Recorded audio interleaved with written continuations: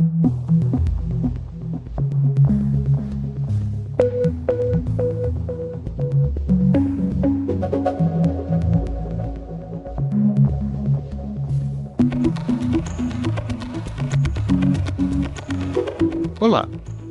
sejam bem-vindos ao Observa Saúde na Rádio.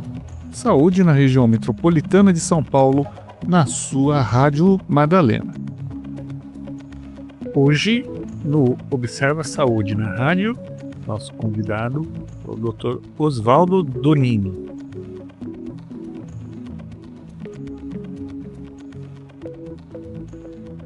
Donini, você gostaria, por favor, de se apresentar? Apresentação rápida.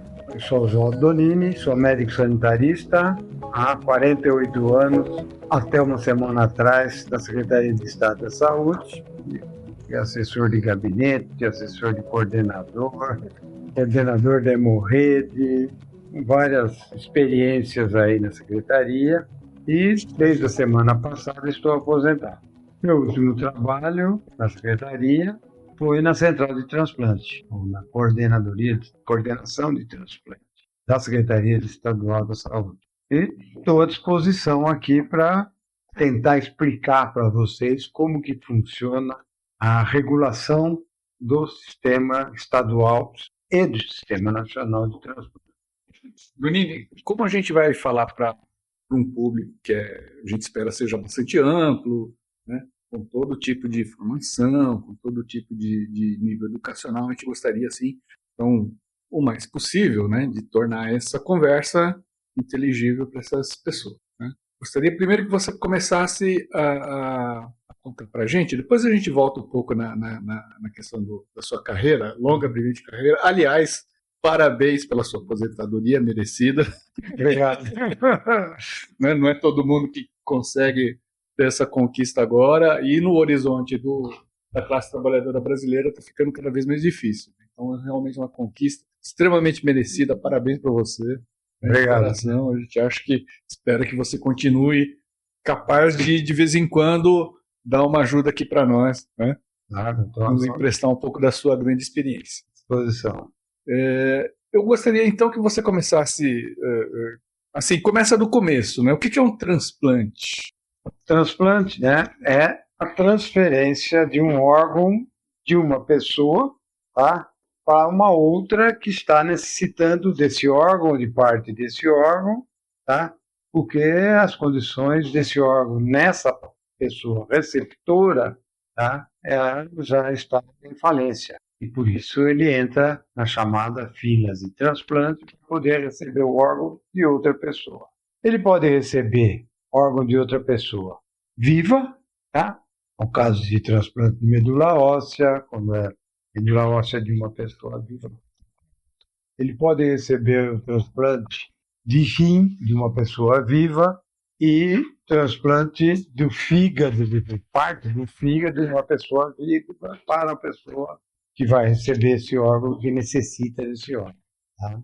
O mais comum entre nós é o transplante entre doadores falecidos. Então, doador que tem morte encefálica decretada, estabelecida por critérios técnicos estabelecidos pelo Conselho Federal de Medicina, tá?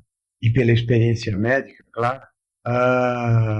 Então, pessoas que estão em morte encefálica podem, se a família concordar, em doar seus órgãos para uma pessoa viva que está recebendo, que tem necessidade desse órgão.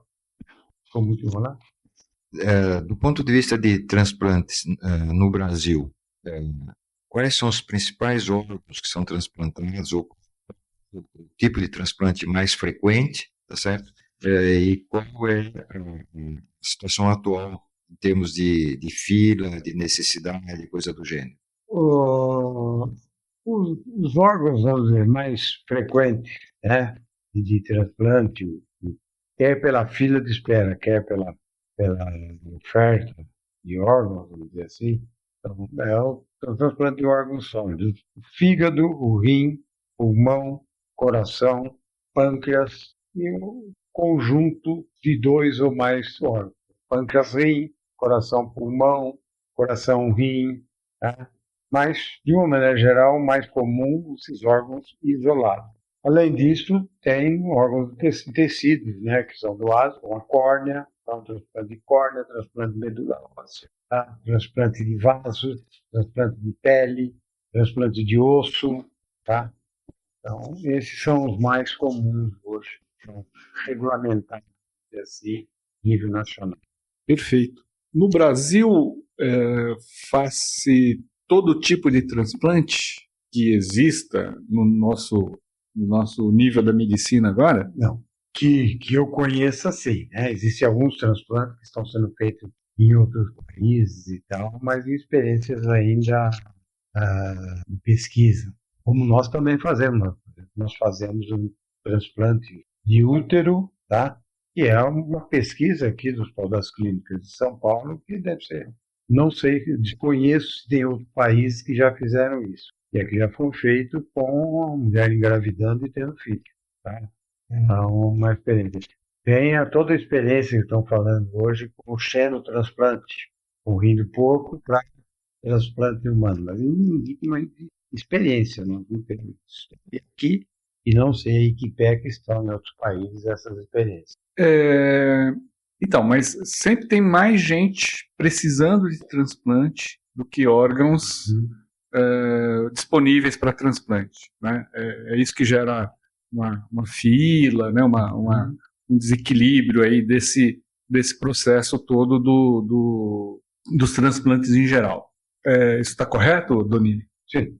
Hoje nós temos, por exemplo, a maior fila que nós temos no estado de São Paulo é transplante de rim. Nós temos hoje em torno de 19 mil pacientes em fila agora, e fazemos menos de 500 transplantes por ano. As ideias é o tempo que levaria para... Tá? E é o que mais fazemos, o transplante renal. Tá? Aliás, tem o transplante de córnea, que é o que tem maior produção. O transplante de córnea tem algo em torno de 7 mil pessoas aguardando na fila e 500 transplantes por mês. Então, tá. Mas é mais ou menos isso aí. Tá? Agora, tem assim, transplante de pâncreas, que faz muito pouco, tem poucas equipes, inclusive. Hoje, no estado de São Paulo, estão duas pâncreas isoladas, duas equipes fazendo. Temos 5 pessoas na fila. Tá? E essas 5, infelizmente, também, elas já criaram anticorpos contra si mesmas, de tal forma que provavelmente elas não vão ser transplantadas. Não adianta, tá? Porque o risco tem que fazer ainda desenvolvimento, diminuir esses anticorpos que ela tem contra si mesma para não voltar para poder receber o órgão de outra pessoa. Entendido.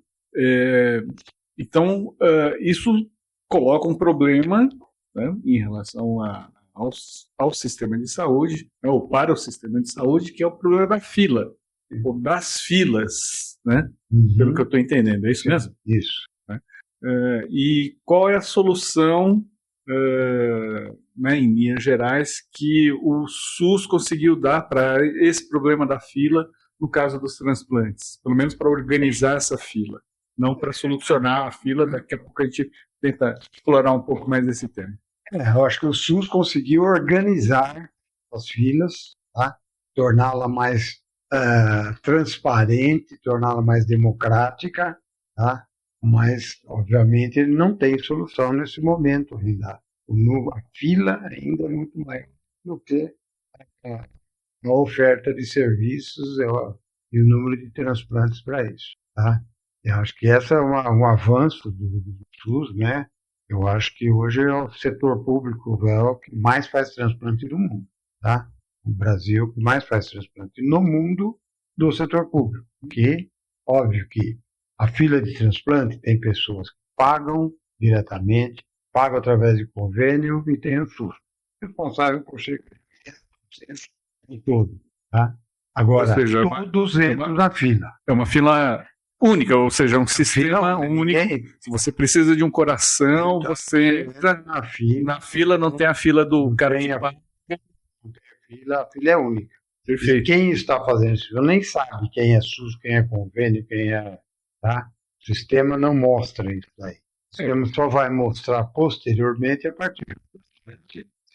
Se for para quem for a gente fala. Cerca de 80% dos 300 anéis é feito por SUS. Isso significa que transplante feito numa instituição privada, o governo entra com algum pagamento, ou a instituição privada pode fazer um transplante para uma pessoa que não tem nada a ver com o plano de saúde? Eu não entendi. Se ela pode fazer? Não, veja, tem a fila única. Sim. O sujeito que está lá na fila, ele tem um serviço disponível. Esse serviço disponível pode ser, naquele momento, pode ser público ou privado. Ele vai para qualquer um dos dois e faz o transplante que ele tem que fazer. Não. Todo indivíduo ele é cadastrado numa equipe e num hospital do serviço de referência de transplante. Tá? A partir desse momento, então ele entra na fila por aquela equipe, por aquele serviço. que é qualificado para fazer Se está habilitado. Então, todos os serviços, tá? Falo serviço, mas todos os hospitais que têm transplante, eles têm que ser habilitados junto ao Ministério da Saúde, tá? E são habilitados e tem a equipe, pode ter uma ou mais equipes num hospital, tá? Mesmo que de um órgão só, tá? Pode ter um hospital, tipo Beneficência Portuguesa, por exemplo, tem 3 ou 4 equipes de fígado, tá? E tem hospitais que só tem, e tem outra, e também tem rim, também tem pâncreas rim, tá? Mas tem outros que só tem um hospital que só faz rim. Ou, que é mais comum no caso de córnea, né? Clínicas oftalmológicas que só. Mas todos têm que ter o hospital, o serviço e a equipe cadastrada junto ao Ministério da Saúde e feita a avaliação para ver se esses serviços estão aptos e as equipes estão aptas a fazer o transplante. Veja, mas eu ainda continuo com dúvida. Se a fila é única, nesta fila entram as pessoas ricas e pobres, gente que tem plano e que não tem plano. Os serviços credenciados, alguns, a maioria, são públicos, quase 80%, como você está falando. Os outros são privados. Esses serviços credenciados privados, eles fazem essas cirurgias obedecendo a fila geral, porque aí poderia estar entrando um paciente que não tem nada a ver com o plano, e ele está naquele hospital privado. Isso pode ocorrer? Não. Às vezes, num hospital, eu tenho pacientes públicos e privados. Sim. Eu tenho hospitais que só têm privados. A grande maioria são hospitais que atendem SUS e atendem também privados, atendem planos de saúde. Esses hospitais aí, eles cadastram seus pacientes. Então, mas os seus pacientes não ficam na fila geral, nível nacional? Não. A fila não é nacional. Vamos começar então por aí. É aí que está a minha dúvida. Vamos começar por aí. Como está organizada, tá? Nós temos a Coordenação Nacional de Transplante, tá? Em que eles coordenam todos os transplantes no país. Cada estado tem sua coordenação estadual. Tá? A coordenação estadual tem suas filas. Tá? Então tem a fila do fígado, a fila do rim. Independente se o paciente é público ou privado, quem coloca na fila são os serviços de saúde. De acordo com as características, transplante e toda uma norma pré-estabelecida para que o indivíduo entre para entrar na fila de transplante. A partir daí, tá, ele é avaliado periodicamente pelo serviço onde está cadastrado e permanece ou não na fila. Tá? E aí ele vai obedecer aos critérios daquela fila. Esses critérios variam de órgão para órgão, tá? Mas de uma maneira geral, quais são os critérios estabelecidos? Primeiro, tipagem sanguínea idêntica. Então, indivíduos que têm o sangue O podem receber do indivíduos que têm o sangue O também, dos doadores de sangue O. Depois, tipagem compatível. Então, quem tem sangue O pode doar para todo mundo. Quem tem sangue AB só pode receber do sangue AB. Tá? Bom, enfim, tem a questão da tipagem sanguínea, tem a questão das condições do doador em relação ao receptor, peso, altura, os indicadores de a sorologia que aceita ou não aceita determinadas sorologias, níveis de laboratoriais, de exames laboratoriais, entre determinados limites, idade dentro de determinados limites, tempo de internação dentro de determinados limites. Então, tem uma série de regras que são estabelecidas para que o indivíduo entre na fila. Tá? Se ele empatar com todo mundo todos esses critérios que eu falei, aquele que entrou primeiro vai para o primeiro na fila. Tá? No caso do rim, tem mais a questão toda genética, onde são através de 3 locos genéticos, né? 3 locos genéticos, tá? Que para ver compatibilidade genética entre doador e receptor. Também é considerado. Então, às vezes, você é o primeiro da fila, só que aquele doador você não vai receber porque não é compatível geneticamente para você entrar na fila. Só que não recebe. Então, esses critérios da fila são pré-estabelecidos e no caso do Estado de São Paulo, que São Paulo é isso todo, também tem o sistema nacional, tá? O sistema que define quem vai primeiro da fila, quem entra no último da fila. Então, isso acho que esclarece a minha dúvida, porque quem vai ou quem não vai é aquele que está compatível com aquela situação naquele momento. Que pode ser no hospital público ou no hospital privado. Tanto faz, ele vai naquele lugar que tenha essa vaga e que tenha com a situação compatível com o que ele vai receber. É claro, acho que esclareceu. Além disso daí, eu deixar claro também que além das variáveis que interferem na ordem da fila que o paciente, o receptor vai ficar, você tem a questão de priorização, que também são pré-estabelecidas, tecnicamente, medicamente, clinicamente estabelecidas, você tem critérios para saber que esse indivíduo ele vai ser prioridade. E os prioritários sempre vão passar na frente dos não prioritários. Ele pode entrar um dia antes, se ele for prioritário, ele vai passar na frente. Exemplo típico, nós tivemos isso aí na febre amarela. Hepatite fulminante. O cara entrar hoje, 12 horas depois ele é transplantado. Porque 24 horas depois ele está morto, se ele não for transplantado. Tá? Então, aconteceu muito isso na febre amarela. Então, rapidamente, o primeiro que sair vai para ele. Porque ele vai lá para frente, na prioridade. Então, isso é outro critério, mas são critérios definidos clinicamente, cientificamente e discutidos na Câmara Técnicas, quer a Câmara Técnica Nacional, quer a Câmara Técnica Estadual. Voltando um pouco, você falou uma coisa que me chamou a atenção, que essa priorização, tanto a priorização como a distribuição do lugar na fila, como a compatibilização de todos os critérios é feita automaticamente. Quer dizer, você tem um sistema informatizado que faz isso. Ou seja, não tem uma decisão humana, né? Não tem uma pessoa que se interponha nessa decisão. Isso é uma coisa que é colocada para o sistema. Como é que funciona isso? Basicamente, sim. Eu tenho todo sistematizado como vai ser a fila. Aí você tem...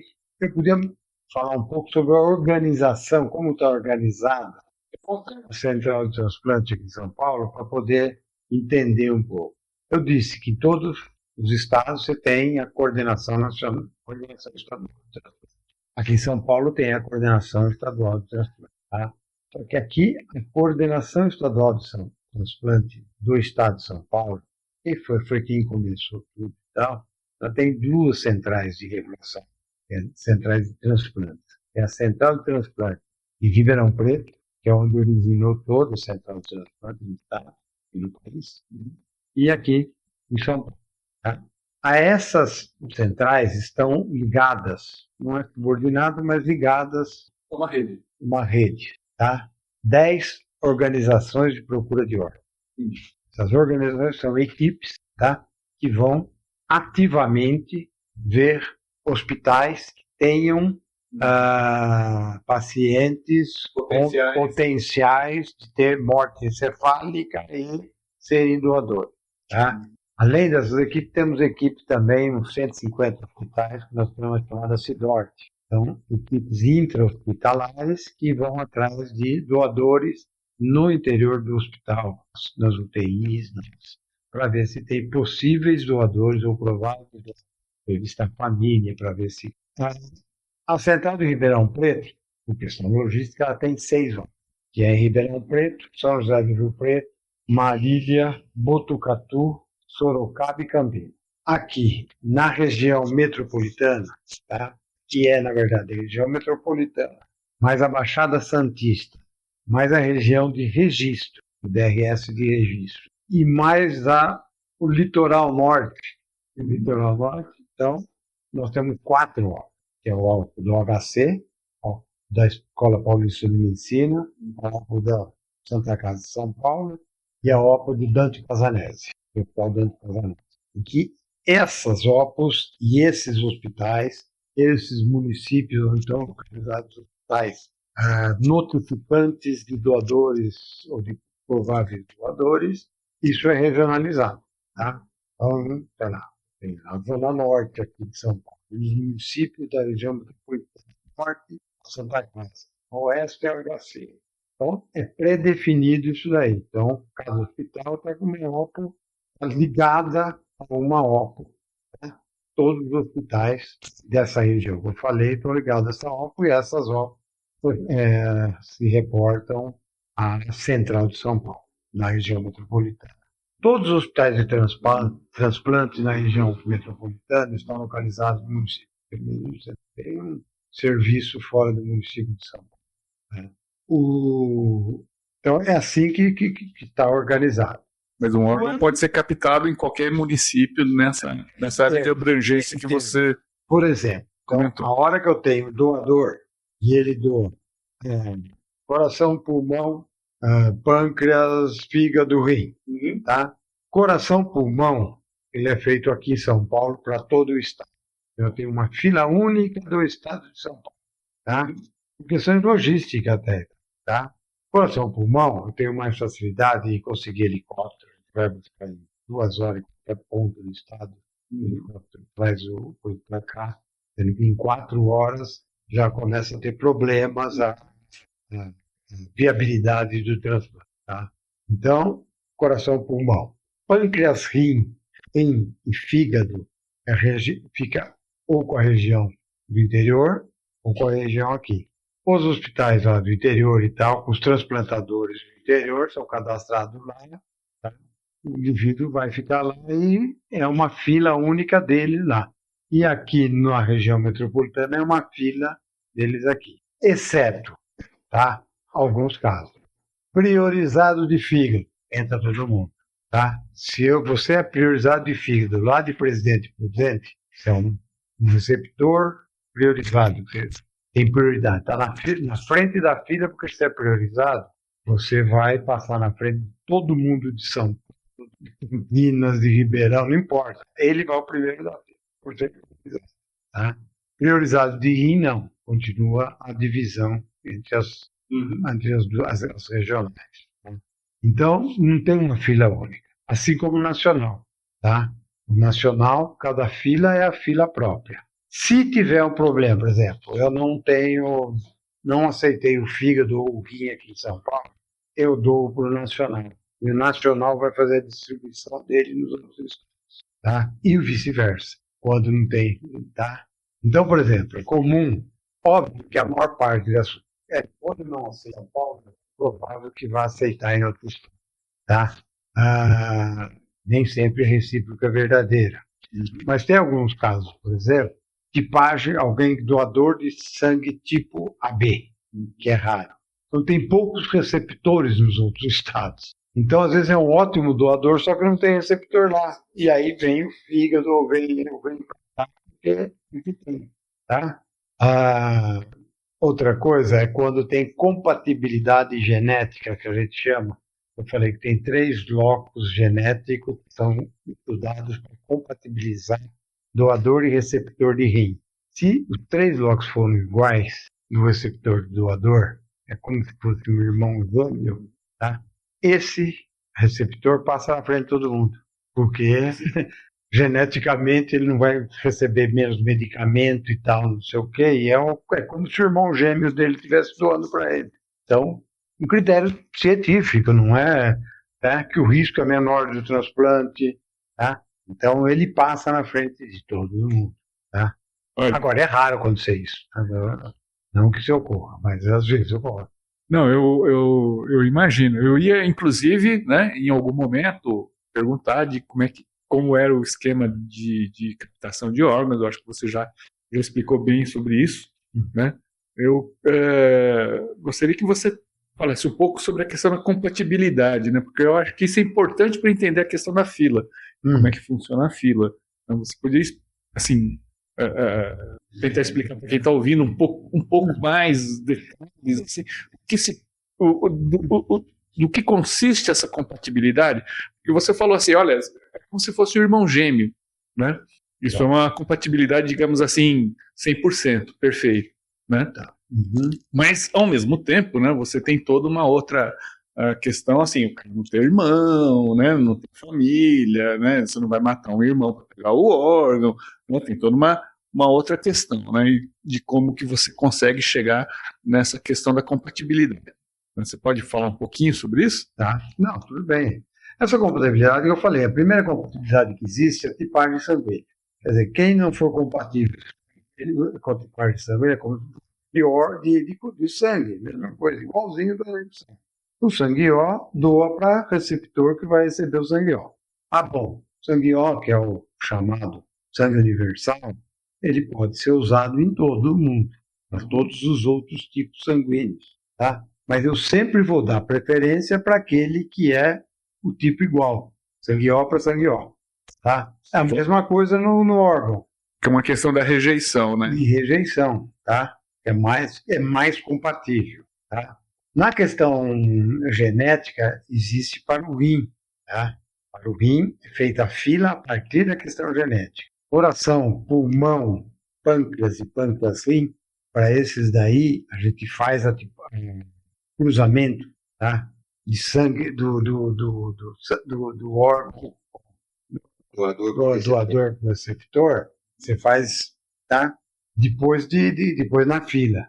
E se for positivo, o cara não vai doar, tá? Então evita doar. Caso de coração e pulmão é raro, mas já vi, porque como não é obrigatório por lei, é uma regra que é estabelecida em São Paulo, mas não é obrigatório por lei fazer o cruzamento, o chamado crossmatch, entre doador e receptor, tá? Às vezes a equipe aceita fazer, mesmo com comportamento positivo, aceita fazer porque o risco de óbito do seu receptor é grande. Ele fala, vamos tentar. Você tem o órgão disponível. Você tem o órgão ali, você vai e ele está o primeiro da fila, ou o segundo da fila, ele está bem. Aí você faz, é óbvio que ele vai ter todo um aparato médico, farmacêutico e tal, para garantir menor nível de rejeição desse órgão. Mas você já está sabendo a priori que vai ter uma certa rejeição. E geralmente funciona. Tá? Não é que é uma coisa, fez, escolhe, não, geralmente funciona. Tá? Realmente funciona com mais investimento medicamentoso, talvez não com a mesma qualidade de vida, coisa por aí, mas resolve o problema. Foi o melhor que foi possível fazer naquela conjuntura de doação e recepção. Exatamente. Ainda na questão da captação, né, que é uma coisa interessante, já que tem a gente começou, inclusive, com você contando, né, que a fila surge porque tem um descompasso entre pessoas que precisam e órgãos que são disponíveis para esse serviço, para fazer o transplante, né? E, então, portanto, essa busca, essa captação, né, dos doadores, né, é uma questão assim absolutamente estratégica, absolutamente crucial, né? Você já explicou aqui mais ou menos como isso é organizado, né? Eu queria fazer uma pergunta um pouco do lado de quem doa, assim, né? Você acha que já existe na população assim, uma cultura, né? E que a pessoa sabe da importância da doação de órgãos, que as famílias elas entendem, né? Quando elas são abordadas em relação a esse tema, né? que se normalmente se consegue, né, ou com que grau de dificuldade, né, se consegue convencer assim a família ou que o ente querido dela, né, está numa situação que não tem mais como se recuperar, né, essa pessoa, e que o melhor a ser feito, né, o mais humano, o mais justo seria então que os órgãos desse parente, desse ente querido, fossem destinados a esse transplante, né, e portanto dar uma chance para várias outras pessoas, né, porque a gente entende que um doador pode salvar várias vidas, porque são vários órgãos que estariam ao mesmo tempo disponíveis. Isso é uma coisa. Depois eu acho que seria legal você emendar em que condições que a pessoa, mesmo tendo morte encefálica, ela não se candidata a ser doadora de órgãos. Boa pergunta. Na primeira pergunta sua, eu ia falar e no fim não consegui. Começar de trás para frente. No último mês, nós tivemos 45% de rejeição familiar para doação. Então, geralmente varia de 35% a 40%. Então, é uma questão meio cultural. Tá? Porque seja por motivo religioso, seja por motivo que eu quero enterrar logo, né? Eu estou entendendo, não, veio não sei quem de fora. Tem toda uma questão que a gente tem que respeitar, e só quem pode dizer se é doador ou não é a família. Se você quiser ser doador de órgão, você pode, você convence seus familiares a quando você entrar em morte encefálica, tá? Para que a família doe seus órgãos. Tá? Existe exceção, tá? Que é isso por ordem judicial, em casos, por exemplo, que não tem familiar, população de rua, por exemplo. Tá? Então aí, não. Eu lembro que uma época, para tirar o RG, você já poderia colocar que você era doador de órgãos. Isso deixou de existir? Deixou de existir, tá? Isso é lamentável, né? É lamentável, Não. porque eu posso simplesmente eu decidir que eu quero ser doador de órgãos, não preciso perguntar para a família. E daí? Sim, mas também teve problema na época. Tá? Por isso que quando foi instituído o transplante no país e tal, a legislação falava isso e você punha no RG lá dizendo que era doador de órgãos. Teve problema também, possivelmente, e isso daí mudou. Então, por isso que a família que define hoje. Se você quiser ser doador, você convence os seus familiares a falarem que você é doador. Tá? Essa é a lei que nós temos. O indivíduo, tá? Quando ele sofre algum problema, seja um AVC, seja um trauma, tá? Ele entra em coma, suspeito de morte encefálica, tá? Você tem que ter um critério clínico, tá? Médico, um neurologista e um outro médico em períodos diferentes, dá o aval, tem a regra lá estabelecida por 5 tópicos para saber se o indivíduo está ou não. E, além disso, ele faz um exame complementar, seja geografia, seja um eletroencefalograma, tá? Para provar que não tem atividade cerebral nenhuma. Essa regra é estabelecida pelo Conselho Federal de Medicina e é obedecida por todas as centrais. Tá? Qualquer alteração, o indivíduo não entra, espera, se não me engano, 6 horas, para repetir o exame para ver se ele continua ou se ele é um provável doador. Em ele sendo um provável doador, aí vai entrevistar a família. Aí a OPO ou a CIDORT no hospital vai falar com a família e tentar convencer quando necessário, né? Se o contrário é verdadeiro, às vezes a família quer doar e tem algum problema que não está permitindo que a família doe, tá? Mas de uma maneira geral vai entrevistar, convencer a família a que o indivíduo doa. Aí eu vou doar tudo, ou eu não dou o colo, ou não dou o pele, lá, ele vai ficar coberto. Mas é uma questão. Isso é respeitado e é feito em termos de doação pelos familiares, dizendo o que ele vai doar, tá? E o que ele não vai doar. Tá? A partir daí é feitos os exames clínicos e os exames sorológicos, principalmente, por 6, 7 horas, e a partir daí é que ele se transforma num doador. A OPO remete para a central de transplante, seja no caso de Central de São Paulo ou de Ribeirão Preto, e isso daí é colocado no sistema. Esses dados do doador colocados no sistema. O sistema vai definir as listas, coração, mão, pâncreas e tal, não sei o que, desse indivíduo, desse doador. E aí a central começa a distribuição. Entra em contato com cada equipe que é responsável por aquele receptor para saber se interessa aquele doador. Aí tem o critério humano que você falou. É todo sistematizado? Não. A equipe vai dizer se ele quer aquele órgão daquele doador para o seu receptor. Tá? Você tem casos muito, tá, exacerbados assim, de um doador que um alcoólatra com enzimas todas hepáticas alteradas e tal, que vai doar. Obviamente as equipes vão recusar e tal, né? Mas você é obrigado a ofertar. Ela vai dizer, olha, não, as enzimas estão muito alteradas. Tem casos de distância, fala, não, é muito longe, aí eu não vou, não tenho condições, só tenho a minha equipe aqui e tal, não tem ninguém nesse momento. E tem a questão aí, né, que a maioria, tá, tem o contrário, né? Fígado de uma pessoa de 18 anos e tal, a gente roda a lista, vou rodar. O primeiro da fila vai levar. A gente já sabe, tá? Que é um fígado bom. Agora, os outros, então, cada equipe existem as condições do receptor. O receptor está na fila, mas teve dengue, está com dengue. Quando for fazer a sorologia para ele entrar tá com dengue, ou está gripado, ou o receptor não quer receber naquele momento.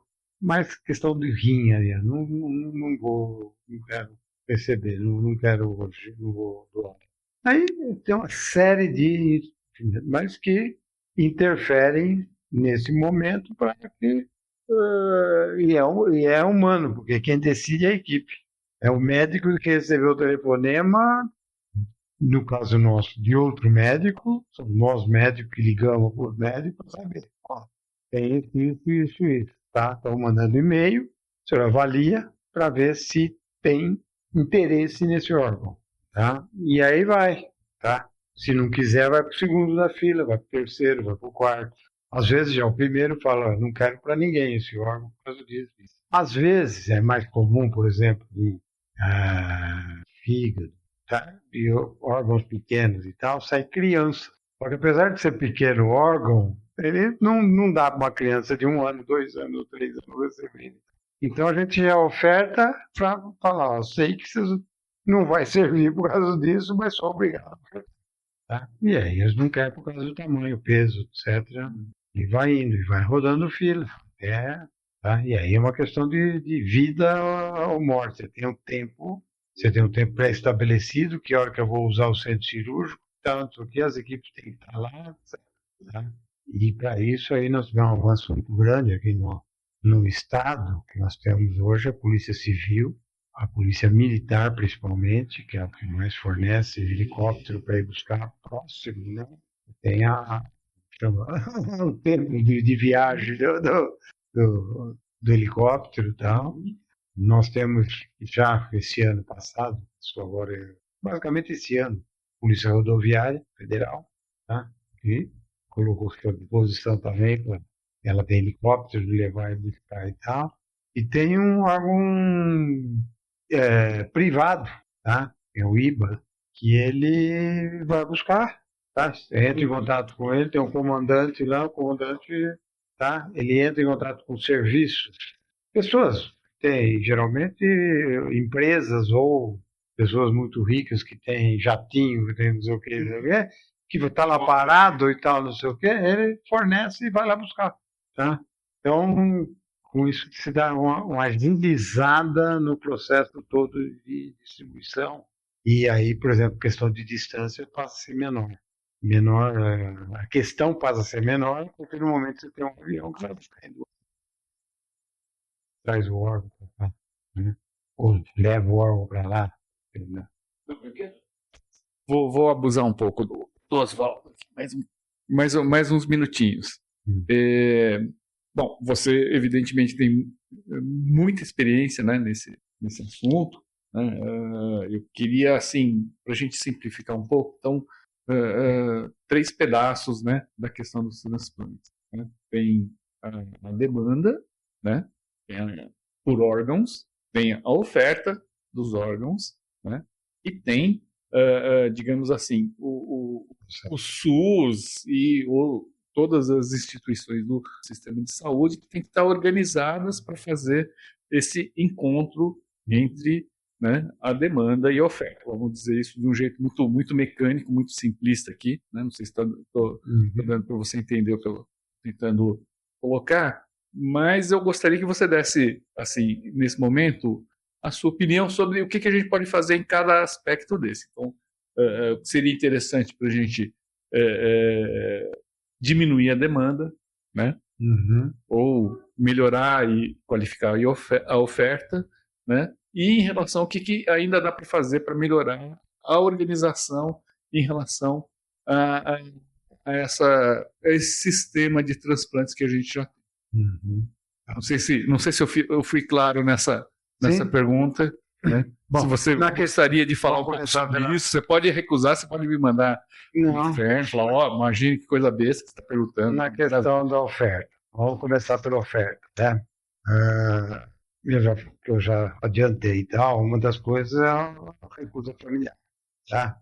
Por outros motivos, às vezes é indicações médicas, doador, às vezes é a idade do paciente não permite mais que ele seja doador de órgão, tá? De determinadas regras. Mas a recusa familiar ainda é o principal. Então, e isso é um trabalho demorado, tá? Entender. A hora que tem um caso famoso, o último caso é o Faustão. Isso. Na hora que ocorre o caso do Faustão, né, você tem um aumento de... Tá? As famílias passam a aceitar mais, sensibilizam, e depois morre. Então, isso é na questão da oferta, tá? Essa é uma questão. A outra questão é você estimular mais os hospitais a fazer o diagnóstico precoce de morte cefálica e tal, e aproveitar. Tá? Então, para oferecer os doadores, né? Para ter mais doadores. Uma questão de oferta é aumentar o número de doadores. Tá? Na questão do processo, eu mais ou menos falei tudo, tá? Que é mais ou menos, que tem hoje é a logística para você compatibilizar. Quer dizer, isso já melhorou bastante. Tem financiamento para isso daí? Tem. O recurso humano sempre tem problemas, né? Isso daí, tá? É óbvio que você vai ter problemas e tal. Mas é uma área que não é tão problemática como outras áreas na atenção à saúde. Tá? Às vezes você tem 3, 4 doadores, a sua obra tem uma pessoa que pode fazer 3, 4, 5, não tem nada. Fazer um, outro, tá? Bom, mas é uma questão de ter o recurso humano, de maior quantidade e tal. Talvez seja também. Tem uma época também, às vezes, você não tem, e fica, né? Mas é uma questão a ser considerada, sim. Né? Você tem que ter uma situação melhor dos recursos humanos, estimular melhor, implantar mais CIDORTs, quer dizer, mais centrais de procura de órgãos intra-hospitalares, para que eles possam diagnosticar mais rapidamente e acelerar todo esse processo de doação. E na questão do processo, na questão da oferta da demanda. A demanda vai ser... Nós temos equipes suficientes, mas não é um fator primordial hoje de falta de doação, de transplante. Tá? É óbvio que a UTI onde está o transplantador, o indivíduo a ser transplantado, é a mesma UTI que está sendo utilizado para outras coisas. Tá? Então, um dos problemas sérios, por exemplo, no transplante de medula óssea, tá? Que demanda um prazo muito longo de permanência pós-transplante em UTI, em regime de intensivo de atenção. Tá? é problemático. Eu não consigo fazer mais transplante de medula porque eu tenho essa limitação muito séria, tá? Que é a UTI, por exemplo, nesse caso. Mas também não é só nesse. Às vezes a UTI está sendo ocupada por um indivíduo que pode sair né? E a gente vai, no transplante, você vai ocupar por um que não vai sair. O transplante ele vai sair, mas vai sair morto, né? Tá? Embora vai sair fazer com que outros vivam. Não sei se eu respondi. Não, perfeito. Acho que posso fazer uma última provocação?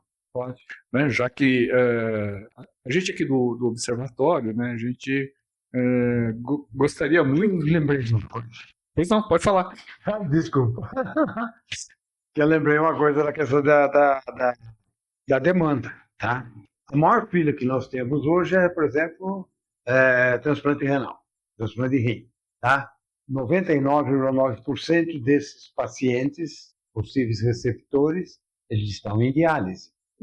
O número de pessoas em diálise, com faixas etárias menores, inclusive, nós temos, é muito alto. Tá? Com isso que eu faço. Então, o indivíduo tem uma hipertensão maltratada, ou tem diagnóstico, algum diagnóstico tardio. Então, o diagnóstico de doença renal crônica é feito muito tardiamente. E quando é feito, ele já vai em diálise. E na diálise, ou ele sai pelo transplante, ou ele sai em óbito. Tá? Então, isso é uma coisa, mas isso vai ficar para o próximo podcast. Que é a questão da diálise. Mas isso, na questão de demanda, forma de você diminuir, você tá? de diminuir essa demanda por transplante. A outra demanda seria essa tentativa que estão fazendo com o xenotransplante, né? Com rim de porco, por exemplo, ou alguns até rim artificial, né? De fazer alguma coisa lá de desenvolvimento com inteligência artificial e tal, que possa vir substituir o rim, né?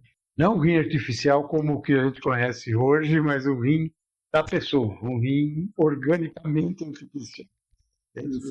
Uhum. Não sei, isso já não é minha experiência, acho que eu não vou ver isso. Não, imagina. Imagina. Eu tinha dito que eu ia fazer uma provocação, era mais ou menos nesse sentido, né? Porque como a gente gosta de dizer que o observatório ele é uma iniciativa voltada, né, primordialmente para auxiliar os gestores do SUS da região metropolitana de São Paulo. Né? E boa parte dos gestores do SUS, dos formuladores de políticas públicas, né, aqui da região, eles ficam muito olhando a questão da atenção básica. Né?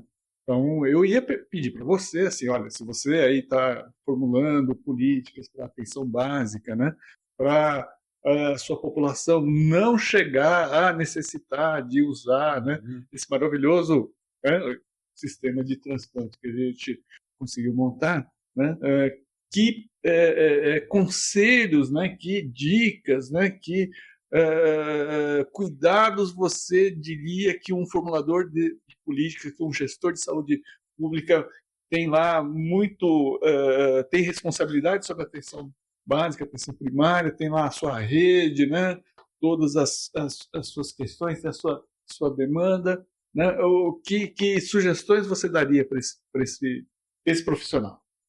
Tá gravando? Depois vai ter que contar tudo.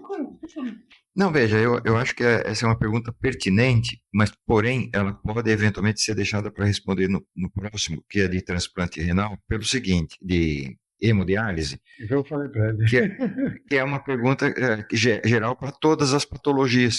Percebe? Quer dizer, Falei antes, eu não estava aqui. Nada como ser sanitarista. É exatamente isso. Quer dizer, na verdade, eu tenho que melhorar a minha atenção básica, fazer o diagnóstico precoce das doenças e entrar em tratamento das doenças crônicas, entre em cronificação da doença renal, tá? E, se isso não for possível, seja o mais tardio possível, de tal forma que ele não entre na fila de transplante. Ele não entra em diálise, ele não entra na fila de transplante. Então, isso, é verdade, é mais claro, tá? Para a doença renal, que é hoje a maior filha que nós temos, tá? E que é o que pode ter mais eficiência Isso, mais eficiência. Mas isso também é verdade para o coração, isso também é verdade para o pulmão, fazer todo o trabalho e tal, fígado, para os rebum, tá? Mas é isso aí, mas isso na parte renal da diálise eu vou falar mais no podcast, eu já falei isso. Com certeza. Já tinha falado isso.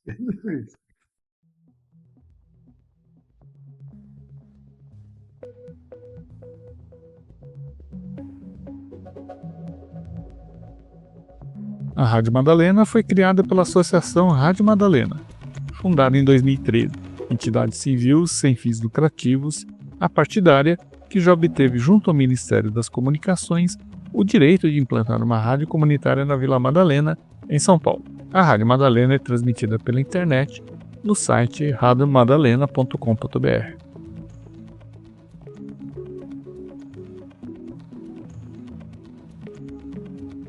O Observatório de Saúde da Região Metropolitana de São Paulo, o Observa Saúde, é uma iniciativa conjunta do Ministério da Saúde, da Secretaria Estadual de Saúde, da Secretaria Municipal de Saúde de São Paulo e do Conselho de Secretários Municipais de Saúde de São Paulo, o COSEMS-SP.